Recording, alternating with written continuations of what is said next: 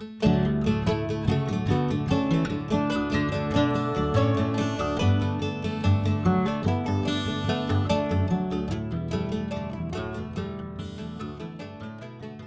it out, you guys. I have the best cold brew coffee hack ever. Okay, so what you're gonna need for the best cold brew ever is, of course, some paper coffee filters.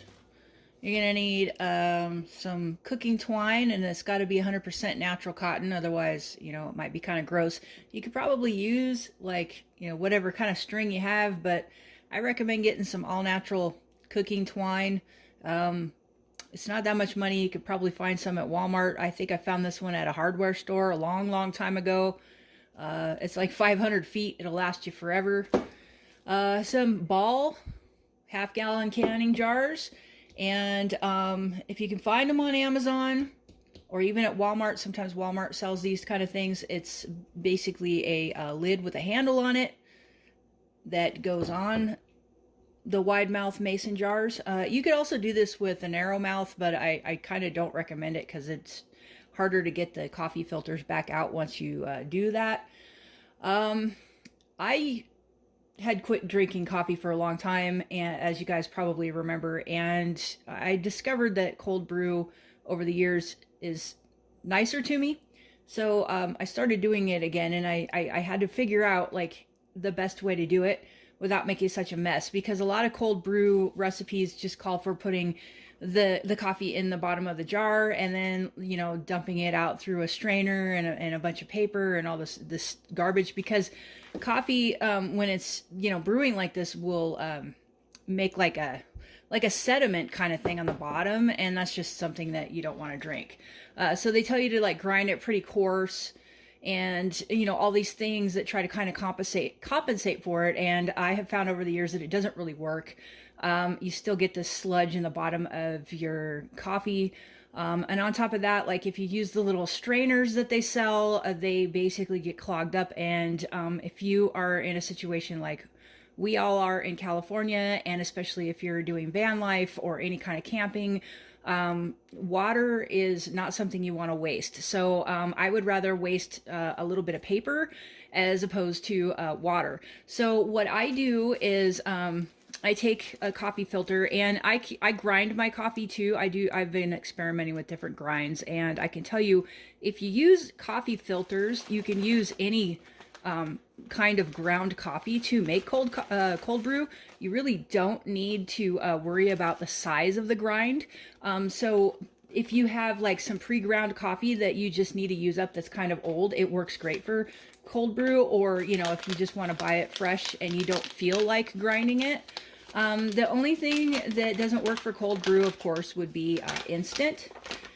But anyway, but so I take, like some Peet's coffee or something like that, and I pour it into my little coffee filter dealy here. And you don't want to fill these up too much. And you can buy bigger coffee filters, which I have done in the past as well.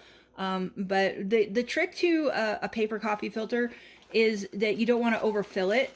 And you want to give it room to expand, because you'll see when I put the water in the jar, it's going to turn into like almost like a little balloon.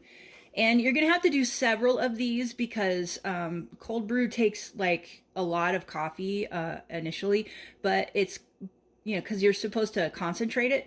So and then you water it down. If you don't want a really strong brew, you can do less coffee filters. But what I do is I just kind of take the string and I separate it like I just showed you. And then I tie it around like this and make like almost like a tea bag. I'm trying to do this without dropping it while I'm staying in the frame here, but you get the gist of it. You tie it and, and you want to double knot it so that it doesn't come undone, and leave a lot of string, especially if you have like bigger hands, if you're a guy or something like that, so that you can actually tie a knot. And see, it's like looks almost like a little garlic clove or something. And then you just kind of throw it in your jar, and then you fill this jar with water. Once you get, I would say, a half cup's worth of coffee at least for a half gallon. Some people would put more, anywhere from a half cup to a cup and a half is good for a half-gallon jar like this. And you can do this in bigger jars too if you can find the old you know, sun tea jars that actually have a plastic lid on top. And I'll show you in a minute why this is important, because everything else that I have tried just really is a pain in the butt and it sucks. This is the best way there is to do this. So what I'm going to do is I am going to put this one aside, and I'm going to get a different jar, and I want to show you the next step. Okay, so this jar of coffee here has been brewing overnight. You can do cold brew from anywhere from 8 hours to 24 hours plus if you like. And the cool thing about cold brew is it's good for up to 2 weeks in the refrigerator before it goes bad. So you don't have to do anything to it really. And if you live, you know, in a place without refrigeration, like I did for years, it will last a good 2 or 3 days before it starts to get kind of funky. So, and I usually drink it before that happens anyway. You know, especially like if I'm sharing it with Ron or something like that. So, refrigeration is not really an issue.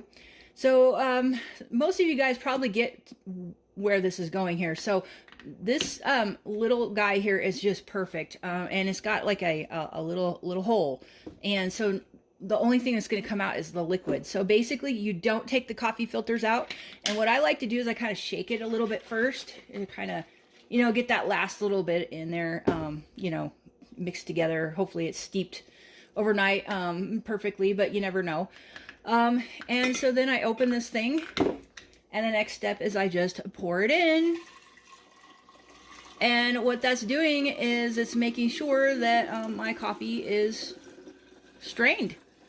I'm not disturbing the coffee filters one bit, and all of the basically strained coffee is going into my new jar, and it works perfect. And I just keep pouring until it stops dripping, and there you go. I have the perfect cold brew, and I just leave it in this other jar. And what I do is I just take my little guy off here, and he's kind of stiff, but you take this thing off, and then you put it on your new jar, and you stick it in the refrigerator, and you're good to go. You have perfect cold brew. And then you just basically toss the coffee filters that are left over. All right, you guys, hopefully that helps you out. For those of you who are new to cold brew, feel lucky that you found this video, because it took me a long time to figure that one out. Cold brew can be messy. It can be a pain in the butt, but it is so good and so worth it. And if you're like me and you love coffee and you've had problems drinking it over the years, cold brew may be your answer. So thank you so very much for watching, and have a wonderful day. We'll see you on the next one. Bye.